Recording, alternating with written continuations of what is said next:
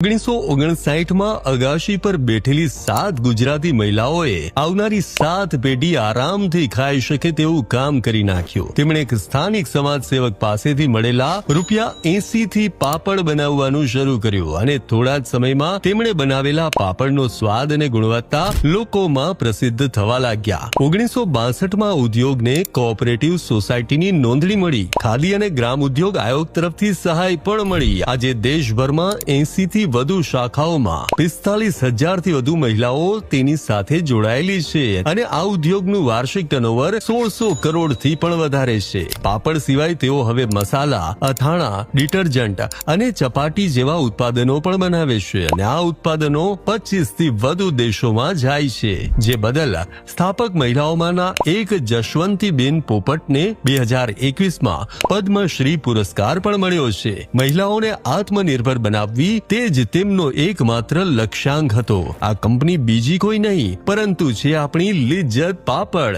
તમે પણ લિજ્જત પાપડ ખાધા છે કે નહીં? કમેન્ટ કરી